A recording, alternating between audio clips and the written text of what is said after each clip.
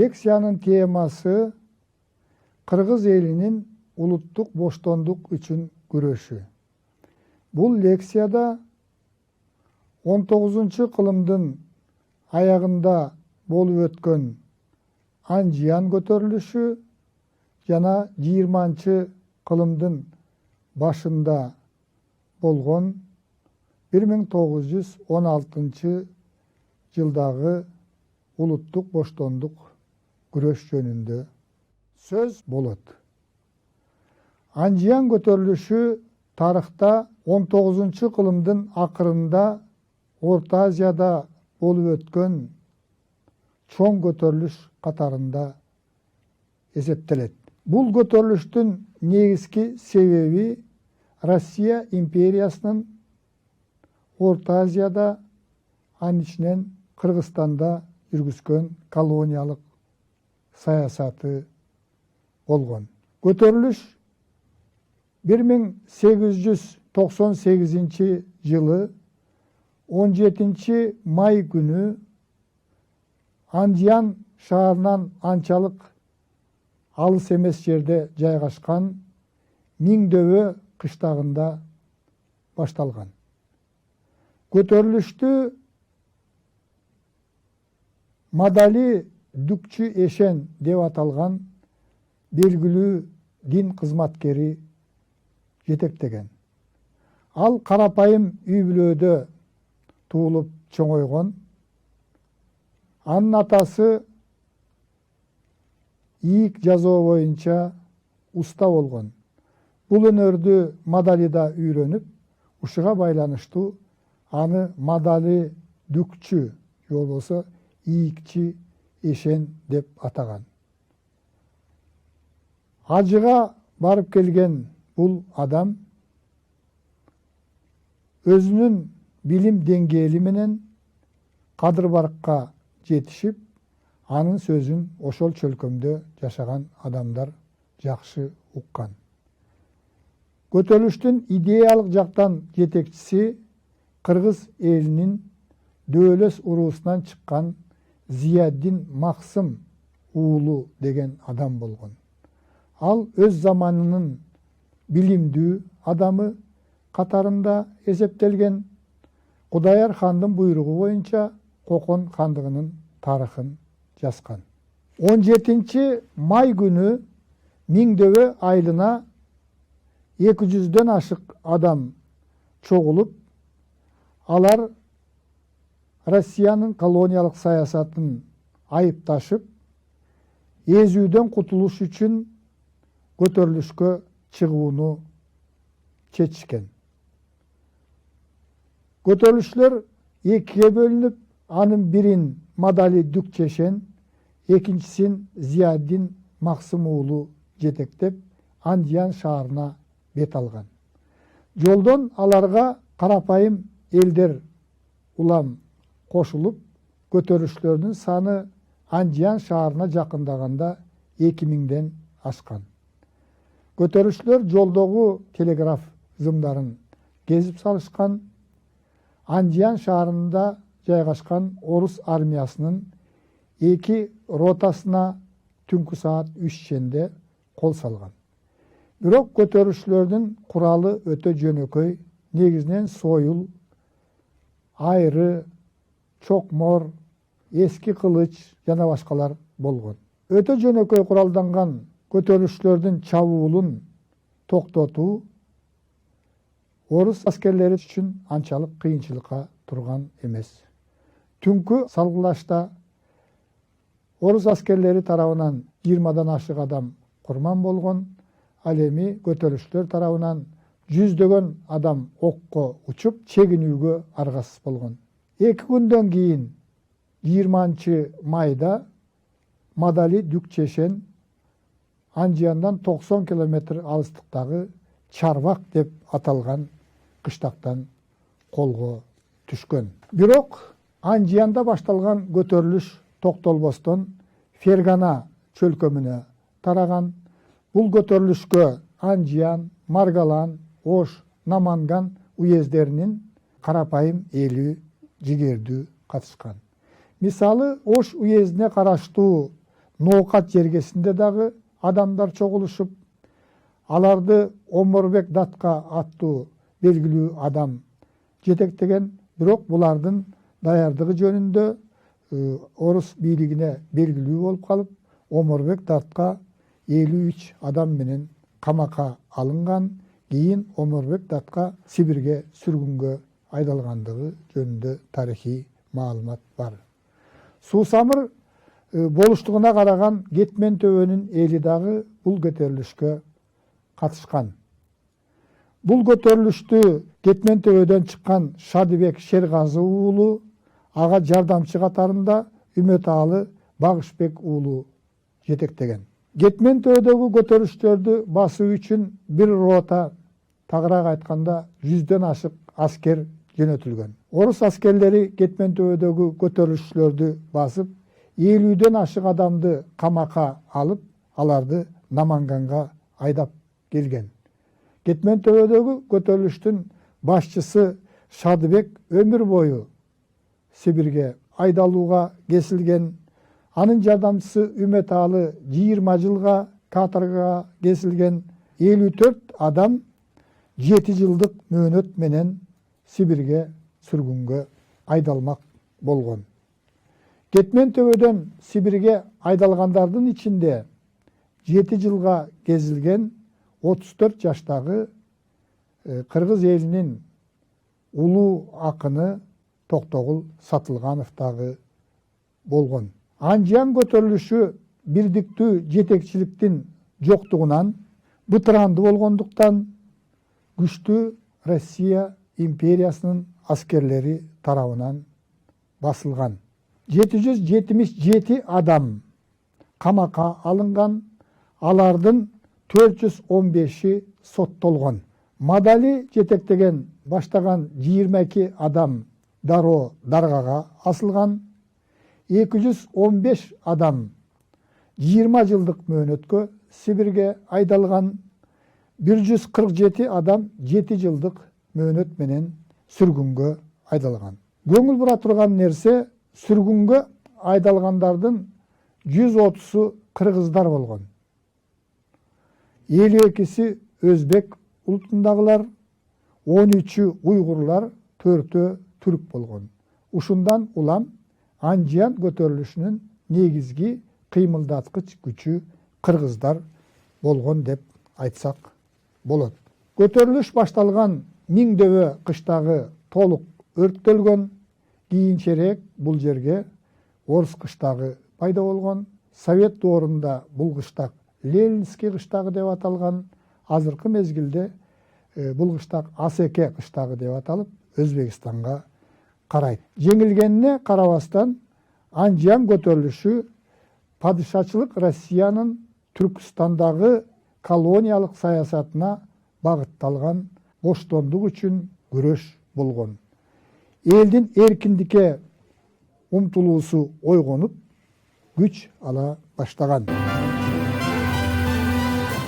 Экинчи зор чоң көтөрүлүш 1916 жылы болуп өткөндүгү тарыхта белгилүү. 20-кылымдын башында падышачылык Россия Түркстандагы колониялык саясатын мурдагыдан да күчөткөн. Буга Түркстан генерал-губернаторунун өзүнө баш ийген 4 областтын аскер губернаторлоруна 1911 жылдын 31 октябрында берген төмөндөгүдөй көрсөтмөсү күбө. Бул материал архивде сакталып турат. Жергиликтүү эл бизди келечекте орус дыйкандарынын ишин жасай турган материал катары кызыктырат. Ошондуктан аларга бүт орустарды сыйлоо керектигин канына сиңирүү керек. Эгерде кимде ким баш ийгиси келбесе, жеринен ажырап ачарчылыктан өлөт же Россия алар менен кош айтышат. Бул Түркістанды башкарган генерал-губернатордун өзүнө баш ийген областтык аскер губернаторуна 1911 жылы 31 октябрда берген көрсөтмөсү. Падыша өкмөтү колониялык саясаттын негизи катары Түркістанды орусташтырууга өзгөчө көңүл бурган. Россиянын борбордук бөлүгүнөн Түркістанга дыйкандарды көчүрүүгө чоң каражаттар бөлүнгөн. Архивдик маалыматтар боюнча 1896-1916 жылдардын аралыгында орус дыйкандарын Түркістанга көчүрүү үчүн 237 миллион рубль акча каражаты жумшалган. Биз алдыңкы лекцияларда белгилегендей, Түркістандагы айдоого жарактуу, дыйканчылыкка жарактуу жерлердин көпчүлүгү Россиядан келген дыйкандарга бөлүштүрүлүп берилген. Өзүнүн жерин, менчигин сакташ үчүн орус дыйкандары колуна курал алууга жөндөмдүү дыйкандардын бардыгы курал жарак, бататар, мынтыктар жана ок-дары менен камсыз болгон. Укук үчүн күрөшкөн жергиликтүү элдин өкүлдөрүн атып салган фактылар дагы кездешкен. Токмок уездинин начальниги майор Загряжский Түркістанские ведомости деп аталган журналга ачык эле биз кыргыз атын өчүрөбүз, тарыхтын тагдыры ушундай деп жазган. Падыша өкмөтүнүн Кыргызстандан кыргыздарды тазалоо саясаты ачык эле жүргүзүлө баштагандыгына аргументтер менен фактылар күбө. 1914 жылы башталган биринчи дүйнөлүк согушка Россия империясы да катышкан. Бирок фронттогу абалы начар болгондуктан абалды оңдош үчүн ал өзгөчө колонияга айланган элдерди эзүүнү күчөткөн. Согуш башталгандан тартып эле Түркістандын эли дагы фронтко мүмкүн болушунча жардам берген.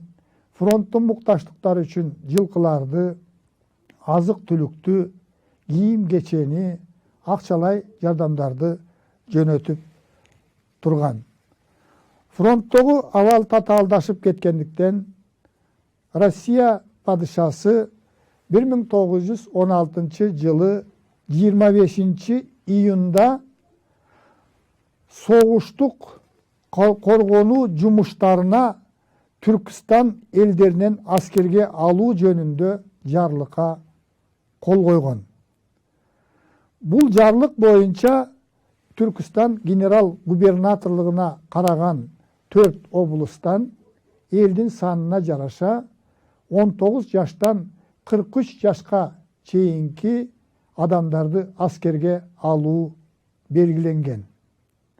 Бул Түркістандын элинен жазалган биринчи аскердик чакыруу болгон. Биринчи чакыруу болуп аткандыктан падыша өкмөтү жергиликтүү элдердин арасына түшүндүрүү иштерин кеңири жүргүзсө болмок. Бирок мындай буйрук түшүндүрүлсө эле буйрук катарында жергиликтүү бийлик өкүлдөрүнө таңууланган. Жергиликтүү бийлик өкүлдөрү, уездин начальниктери, болуштуктар, айылдарды башкарган старчындар тарабынан аскерге жөнөтүү үчүн тизмелер түзүлө баштаган. Тизме түзүүдө жергиликтүү бийлик тарабынан дагы адилетсиздик жүргөн. Колунда бар адамдар, байлар, бийликке аралашып жүргөндөр өзлөрүнүн балдарын, өзлөрүнүн жакын туугандарын тизмеге киргизбей, тизмеге кедей кембагалдардын балдары түшкөн. Нааразычылык негизинен ушундан башталат. Түштүк жергесинде, Фергана чөлкөмүндө нааразы болгон адамдар болуштар түзгөн тизмени жок кылууга, тизмени адилеттүү түзүү талаптары менен чыгып, болуштун кеңселерине кол сала баштаган. Айта кете турган нерсе, адегенде эл тизмелердин адилеттүү түзүлүшүн талап кылуу чечимдери менен чыккан. Кыргызстандын түштүгүндөгү көтөрүлүштүн башталышын жана жүрүшүн иликтеген окумуштуулар Кыргызстандын түштүгүндө көтөрүлүш локалдуу мүнөздө чаржайып жүрүп, негизинен адилетсиз түзүлгөн тизмелерди жок кылууга багыттагандыгын айгинелейт. Көтөрүлүш 4 июлда Коджент шаарында башталат. Бул жерде башталган көтөрүлүш тез арада эле Фергана чөлкөмүнө тарап, чогулган эл балдарыбызды согушка жөнөтпөйбүз деген бүтүмгө келген. Жарлыкка ылайык Түркістан крайына кирген 4 областтан төмөндөгүдөй сандагы аскерлер чакырылмак. Сырдария областынан 60 000, Фергана областынан 52 000, Жетису областынан 43 000, Самарканд областынан 32 000 аскер жөнөтүлмөк. Жер-жердеги көтөрүлүштөрдүн дагы стихиялуу болгону менен ар кайсы жерлерде ал көтөрүлүштүн жетекчилери болгон. Мисалы, Ферганадагы Наманган уездиндеги көтөрүлүштөрдү Таласпай Алыбаев жетектеген. Кетмен төбөдө, Чаткалда, Тогуз Тородо чыккан көтөрүлүштөрдүн дагы өздөрүнүн жетекчилери болгон. Ош уездинин эли адегенде Сулайман тоонун этегине 10 000дей адам чогулуп, Россиянын колониялык саясатын айыптап, балдарын аскерге бербейбиз деген чечимге келген. Көтөрүлүш өзгөн жергесинде дагы болгон. Август айында боштондук үчүн көтөрүлүш Кыргызстандын түштүгүнүн бардык аймактарын камтыган. Бирок биз жогоруда белгилегендей, түштүктөгү көтөрүлүш негизинен адилетсиздик менен түзүлгөн тизмелерди жок кылууга, колониялык режимдин күч алышын токтотууга багытталган.